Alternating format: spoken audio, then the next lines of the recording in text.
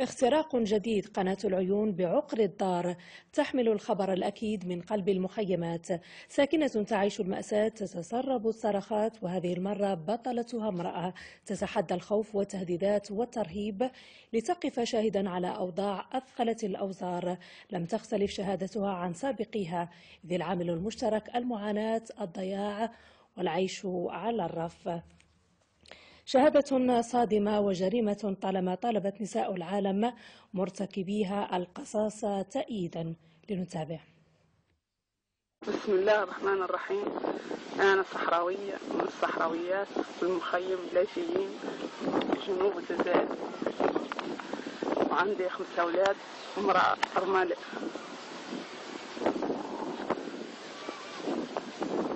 لا عندي مدخل بالجبهة ولا شغلة ولا شيء، هو شبه مواد تعطي منظمات ما هي مزيان شيء تعطيها للشهر، أنا ما هي مزيان شيء، ما على حسابي كل أسبوع ونبقى هكا ما عندي شيء.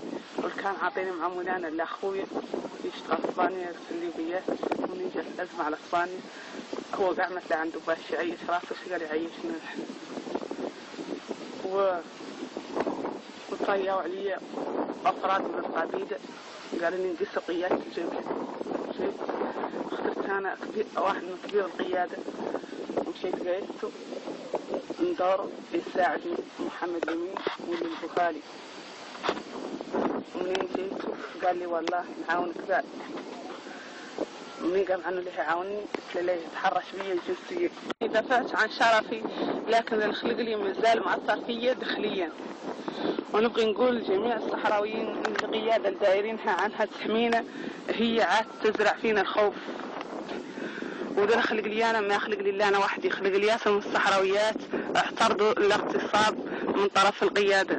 وذلك نطلب حمايتي وحماية اولادي، حماية اولادي. ذلك نطلب من المفوضية السامية القوات اللاجئين ان هذا اللي تم تعطيه لنا مباشر، يا ما نفترضوا الاستقلال القيادي.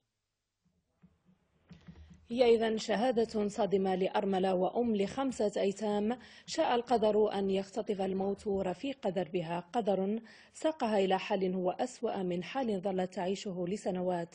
تبوح المرأة بما يحظره المجتمع المحافظ، بوح أسقطت به آخر ورقات التوت عن قيادة جبهة البوليساريو. تقرير فتح لمين. مارس ربيع المرأة بالعالم، تاريخ تتعالى فيه صرخات النساء مهللة بحق اكتسب أو منددة بآخر اغتصب. مارس شهر العيدين 8 منه للمرأة عامة و20 للأم خاصة، تقدير لمكانة حققت بعد معركة طويلة في مجال حقوق الإنسان. تحتفل النساء تتباهى بحقوق جعلت الجنسين خارج معادلة التفاوت، مساواة شملت الأصعدة كافة. يحتفل العالم بالمرأة متباهيا بأن لا وجود لحيف فسطرت القوانين. جرم الاغتصاب بين مطالب بقصاص تجاوز السجن ومطالب بتأبيد.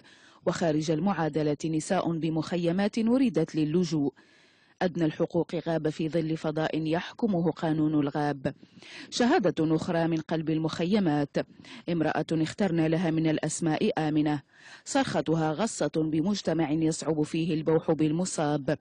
آمنة تتعرض للاغتصاب والمرتكب قيادي. خطأ ظنت المرأة أنه الملاذ الآمن لرفع تظلم أو حيف.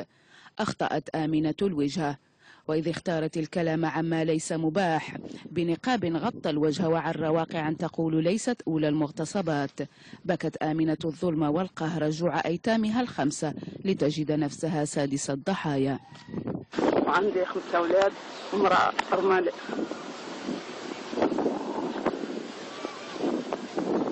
لا عندي مدخل بالجبهة ولا شغلة ولا شيء، هو شبه مواد تعطي منظمات ما هي مزيان شيء، تعطيها للشهر، أنا ما هي مزيان شيء، ما هي على حسابي كل أسبوع ونبقى هكا ما عندي شيء.